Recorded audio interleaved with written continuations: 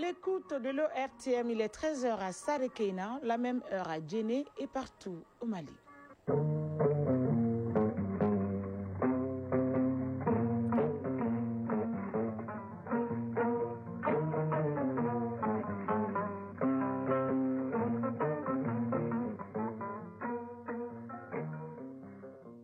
Le journal. Aïssata Saliou Maïga.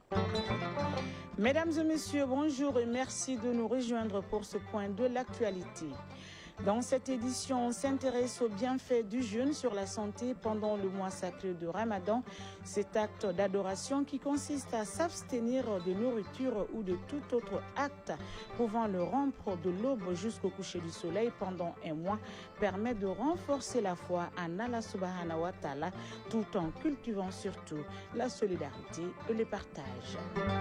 Le tour d'horizon de l'actualité étrangère nous conduira tour à tour au Gabon où la haute autorité de la communication AC a suspendu hier les réseaux sociaux sur le territoire national jusqu'à nouvel ordre, une décision qui vise à prévenir la dérive après un usage abusif de ces réseaux sociaux. Et puis l'Union européenne a annoncé hier le déblocage d'une enveloppe de 81,2 millions d'euros pour les victimes du conflit de l'Est de la RDC.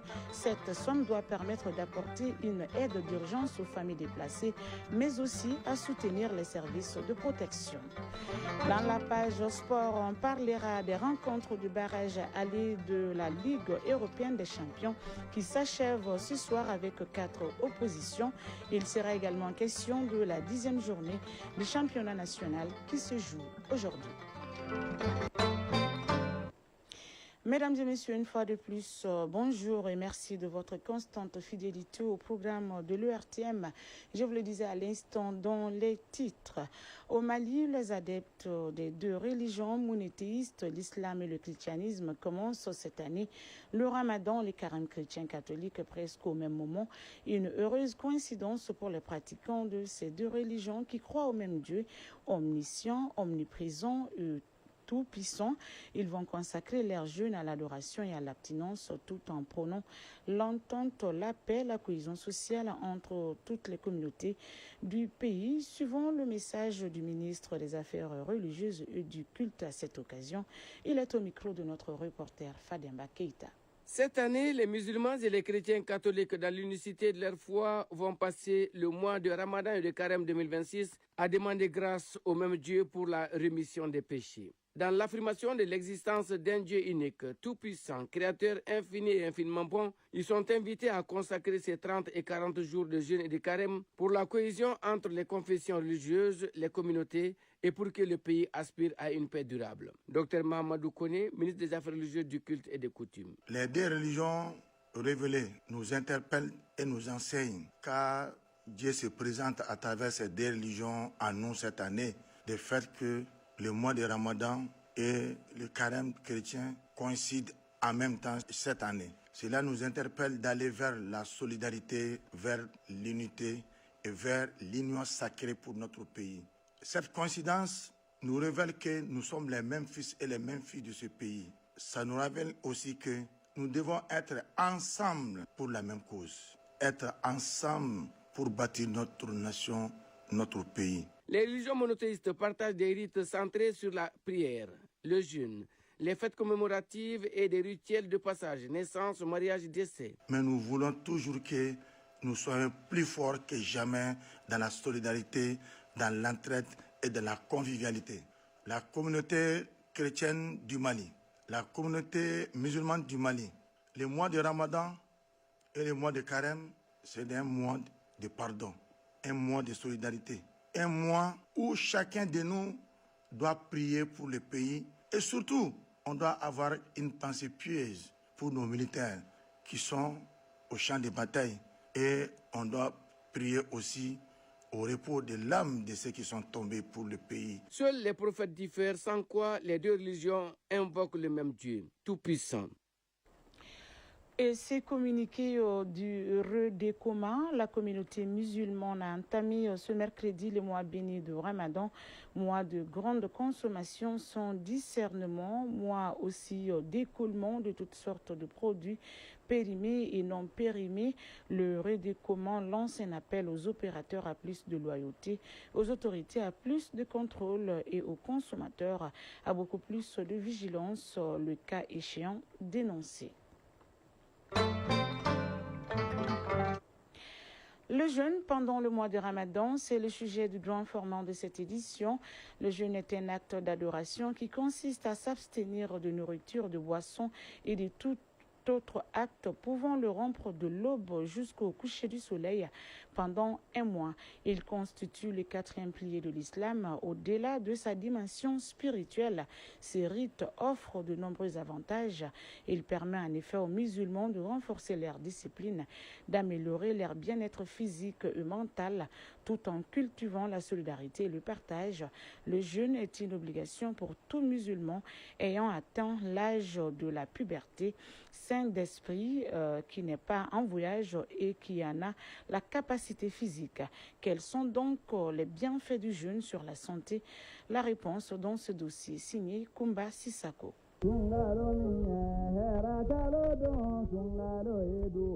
Le mois de Ramadan transforme le quotidien de millions de musulmans chaque année, rythmant les journées par le jeûne, la prière et un fort esprit de solidarité. Allah a prescrit ce mois sacré comme un acte d'adoration destiné à purifier les âmes, guider les croyants vers la piété et l'obéissance, tout en offrant l'occasion de prendre soin du corps et de l'esprit et de renforcer les liens sociaux et familiaux. Samba Touré et Souleymane Koné, tous deux fidèles musulmans. J'ai commencé à jeûner dès l'âge de 7 ans aux côtés de mes parents. Pendant le mois de Ramadan, je me sens plus proche de mon Créateur. Chaque année, les premiers jours de jeûne sont difficiles. Je me sens parfois malade, mais au fil du mois, mon corps s'habitue et à la fin, je me sens en pleine forme. Depuis mon plus jeune âge, j'observe le jeûne, comme c'est le cas dans la plupart des familles musulmanes. Pendant le mois de Ramadan, le jeûne me permet de retrouver une excellente santé et de développer davantage mon endurance. L'imam Boubacar Diallo souligne l'importance et les bienfaits du jeûne, tout en montrant son obligation. Le jeûne est effectivement un acte d'adoration d'Allah, car il est considéré comme le 4e pilier de l'islam. Et Dieu le Tout-Puissant dit dans le Saint-Coran, dans la sourate 2, verset 183, je cite, « Ô croyants, le jeûne vous est prescrit comme il a été prescrit aux peuples qui vous ont précédés, afin que vous manifestiez votre piété. » Il vise la purification spirituelle, le renforcement de la foi et la maîtrise de soi. Le jeûne est en principe obligatoire et bénéfique pour la santé du jeûneur. Mais ce n'est pas le cas pour tout le monde. Aminata Touré est de ces lots. Cela fait un certain temps que j'ai arrêté de jeûner pour des raisons de santé. En période de jeûne, ma tension artérielle baisse et mon médecin traitant m'a donc conseillé de ne pas jeûner. Selon les nutritionnistes Dr Djibril Traoré, le jeûne offre de nombreux bienfaits pour la santé.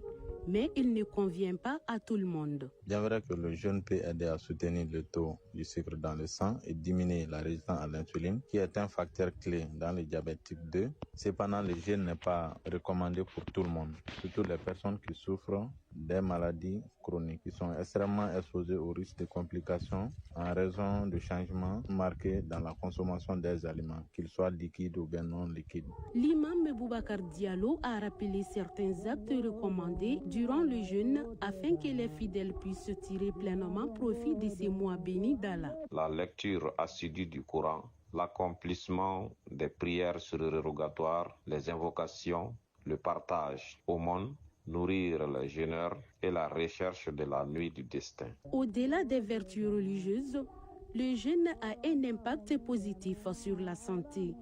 Au dur du nutritionniste Dr Djibril Traoré.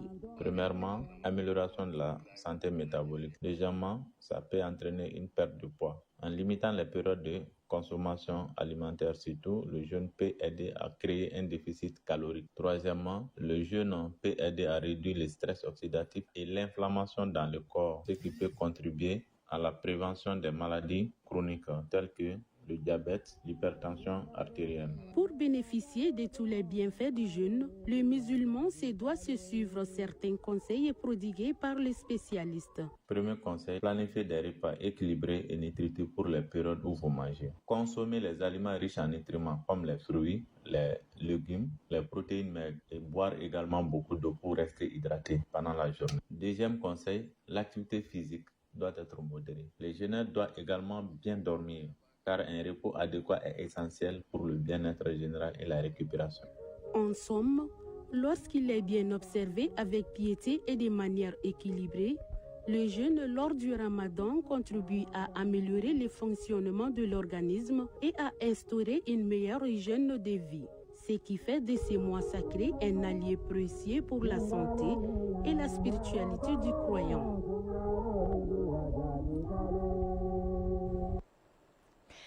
Le marché Ounida vibre au rythme du ramadan. Les allées sont bondies de produits incontournables du mois sacré tels que les kinkeliba, les citronnelles, les menthes, les gingembres, les tamarins, les pâtes alimentaires ainsi que les sacs de sucre et des bidons d'huile.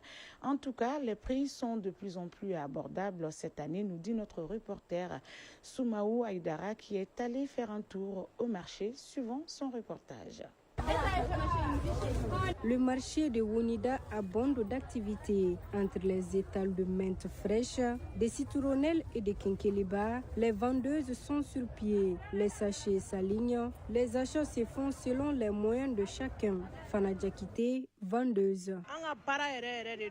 Je vends du kinkeliba, de la citronnelle et de la menthe, entre autres. Les clients achètent jusqu'à hauteur de 5 000 francs CFA. Pour le kinkeliba, certains en prennent pour 300 francs CFA, d'autres pour 2 000 francs CFA. Tout dépend des moyens de chacun.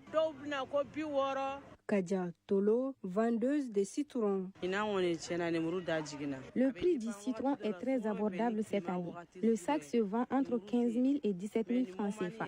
En détail, 3 citrons valent 100 francs CFA et les plus gros, 5 unités pour 200 francs CFA. En face, les clientes remplissent leurs paniers en petites ou grandes quantités pour tenir plusieurs jours avant de revenir. Kamara Kadiatou Sidibé, cliente.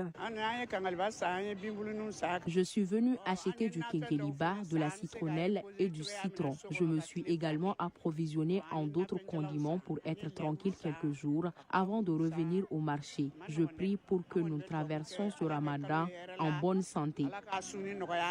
Kamara Fatoumata Guindo, cliente. Le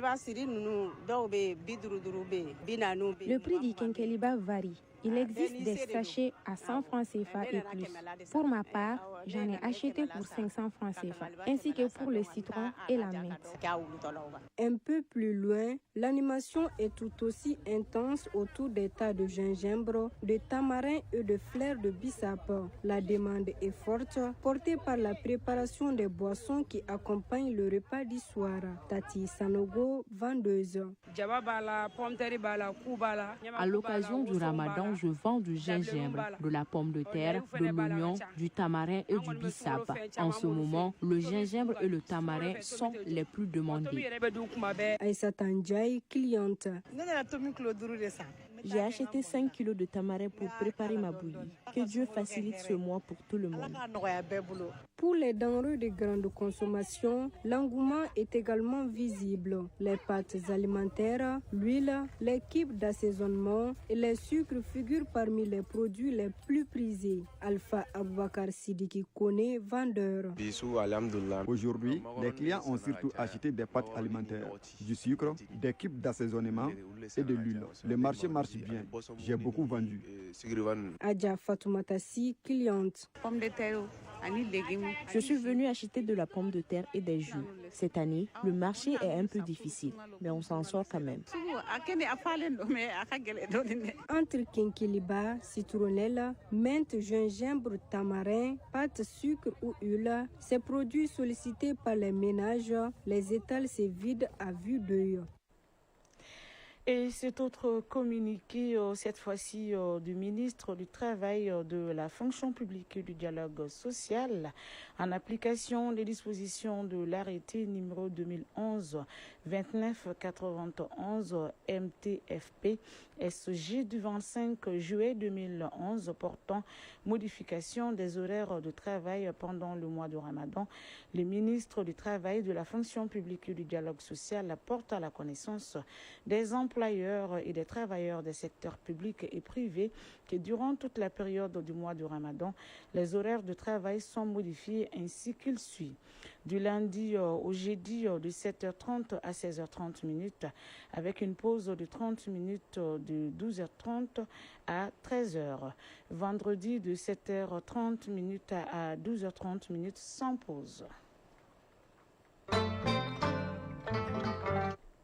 Quelques mots de l'actualité étrangère. À présent, au Sénégal, le procureur du tribunal de Dakar a déclaré hier que l'étudiant Abdoulaye Ba est décédé suite à une chute du 4e étage et non une torture menée par la police. Tout en évoquant les témoignages des camarades de chambre du défunt, ces derniers soulignent que l'incendie et la fumée a été la cause du désordre dans la chambre.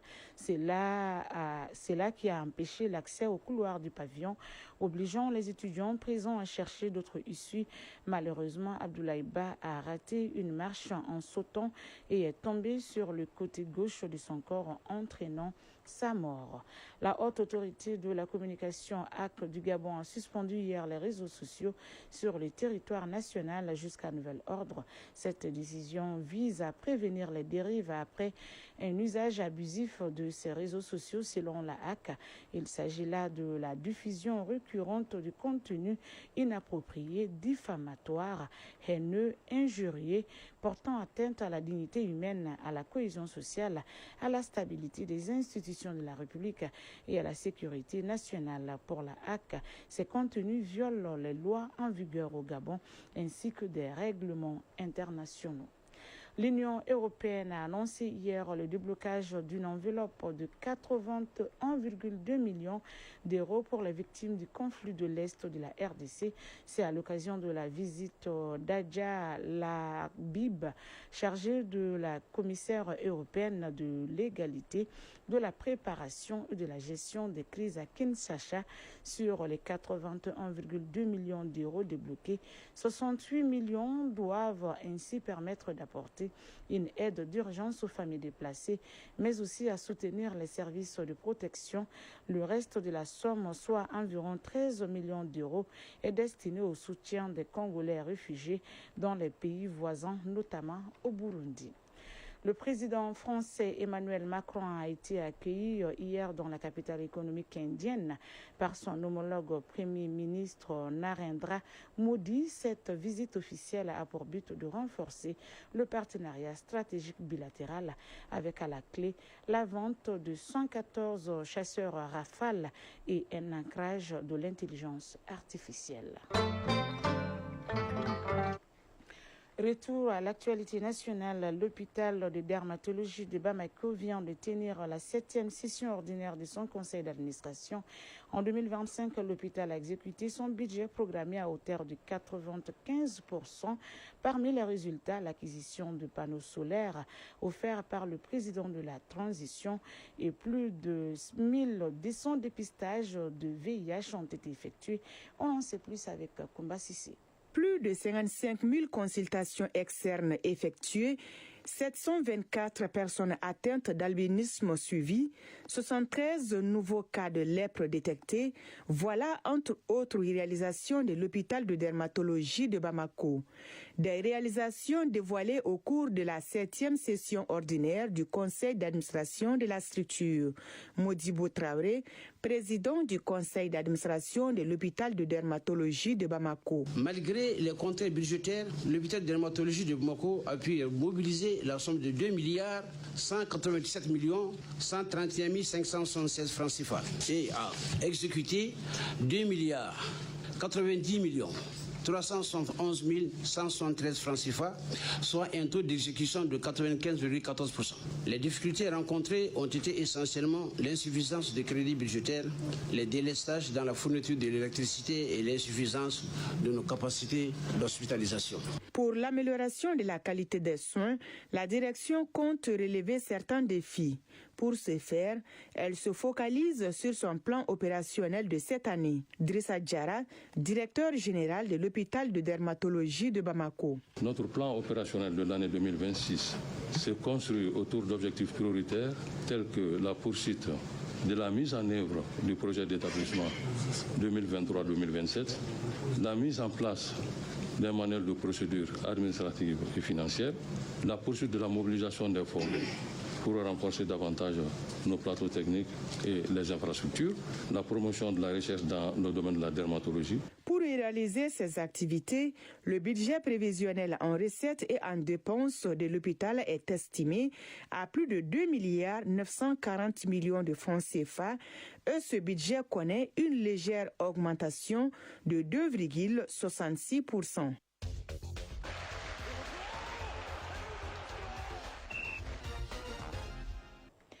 La page sport, à présent essentiellement consacrée au football, cette page sport évoquera les rencontres du barrage aller de la Ligue européenne des champions qui s'achève ce soir par 4 oppositions.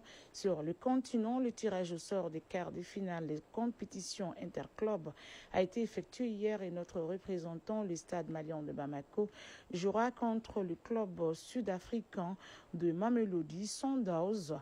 Au plan national, l'un des 2 matchs en retard de la 10e journée du championnat national se joue aujourd'hui. La synthèse de l'actualité sportive, c'est avec Ali Djouma Tina. Football, nos 2 représentants, le Stade malien de Bamako et le Djoluba Athletic Club, qui jouaient les matchs de poule des compétitions interclubs, renouent avec le championnat national Ligue 1 professionnel. Ainsi, au compte de la 10e journée en retard, le Binga FC reçoit cet après-midi le Djoluba AC au Stade Mamadou Konaté. Et demain jeudi, le dernier match en retard de la 10e journée oppose l'USFAS au Stade malien de Bamako, toujours au Stade Mamadou Konaté. Coupe du Mali de football 65e édition, en attendant les qualifiés pour la phase fédérale, place au match au niveau des différentes ligues régionales. Ainsi, au niveau de la Ligue de football du district de Bamako, considérée comme la Ligue pilote, les représentants pour la phase fédérale seront connus à l'issue des affiches AS Real de Bamako 11 créateurs de Nyerela, ASCO, ASCB, Afrique Football Elite Yélin Olympique, Binga FC Club Olympique de Bamako, ISFAS CFKS, FC Diara Derby Academy, Djoluba Athletic Club Association Sportive de Bamako ASB et Stade malien de Bamako FC Gaussou. Compétition africaine des clubs, le tirage au sort des quarts de finale de la Ligue des champions et de la Coupe de la Confédération a été effectué hier. Et notre représentant en Ligue des champions, le Stade malien de Bamako, est tombé sur le club sud-africain de Mamelodi Sundowns. Le Stade malien de Bamako jouera le match aller en Afrique du Sud et recevra la manche retour. Les 3 autres quarts de finale de la Ligue des champions, Berkane du Maroc, Al Hilal Omdurman du Soudan, Farah Rabat du Maroc, Pyramids FC d'Égypte et Espérance de Tunis à la Ligue d'Égypte. Concernant la Coupe de la Confédération, nous avons comme opposition en quart de finale Al-Masri d'Égypte, CR Belouizdad d'Algérie, Olympique Safi du Maroc, qui affrontera Wydad de Casablanca, également du Maroc. AS Auto du Congo, entraîné par notre compatriote Sekou Sek Bako, sera face à Zamalek d'Égypte et AS Maniema de la RD Congo jouera contre USM d'Alger. Ces quarts de finale allés des 2 compétitions se joueront les 13, 14 et 15 mars prochains et les retours une semaine plus tard. Signalons que le qualifié du match Stade malien de Bamako, Mamelodi Sundowns d'Afrique du Sud, croisera en demi-finale le qualifié Espérance de Tunis à la Ligue d'Égypte. En Europe, les derniers matchs allés des barrages de la Ligue des champions se jouent ce mercredi. À 17h45, le club azerbaïdjanais de Karabakh accueille les Anglais de Newcastle. À 20h, il y aura 3 rencontres. Les Grecs de l'Olympiakos le Pirée affrontent les Allemands du Bayer Leverkusen.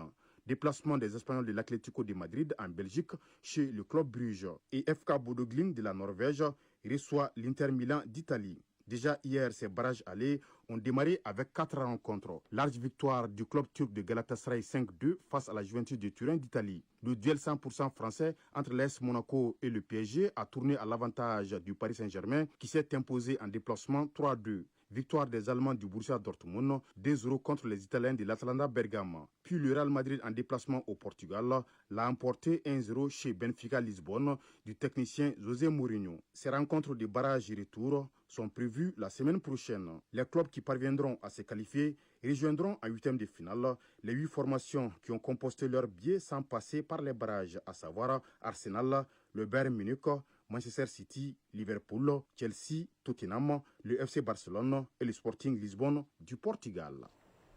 Et c'est sur ces informations sportives que nous mettons un terme à cette édition qui vous a été présentée par Issata Salou Maïga.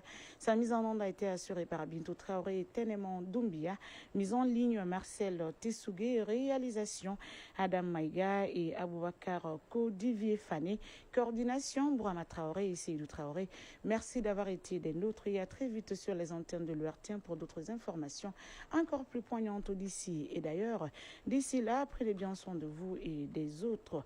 Et restez surtout connectés. Nos programmes se poursuivent. Dans quelques instants, Astan Tangara sera là pour la lecture des avisés communiqués divers. Bon mois de Ramadan et de Carême catholique.